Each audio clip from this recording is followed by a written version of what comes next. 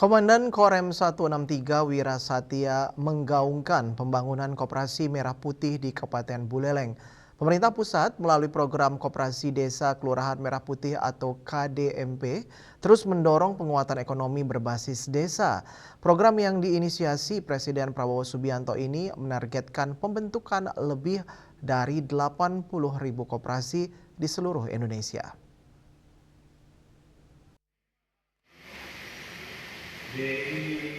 Kegiatan KDMP digelar di kantor Perbekal Desa Girimas, Kecamatan Sawan pada pagi hari. Acara ini dihadiri seluruh kepala desa dan perbekal se-Kabupaten Buleleng.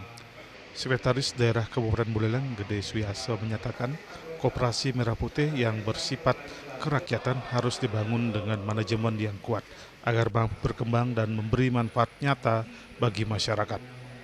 Nah, ini koperasi desa merah putih dan bersifat kerakyatan, tentunya juga mestinya harus dibangun manajemen yang kuat ya untuk bisa bersaing.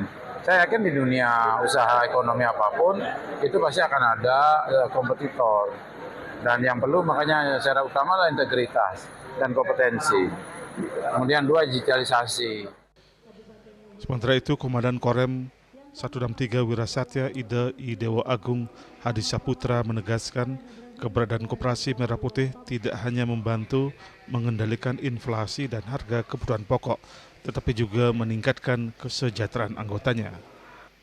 Itu mensejahterakan masyarakat juga dan yang lain-lainnya.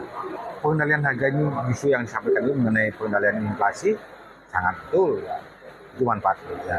Yang kedua, mensejahterakan anggotanya. Siapa anggotanya koperasi? Adalah masyarakat desa itu sendiri. Jadi dari desa untuk desa kembali lagi ke masyarakat desa sebenarnya uangnya. Dengan catatan adalah bagaimana menjaga integritas dari ketua dan anggota koperasi biasanya.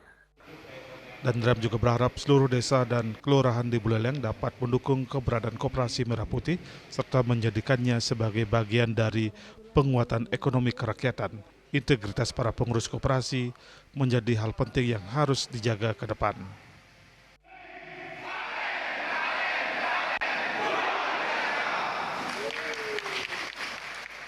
Yasri Yuli, Bali TV.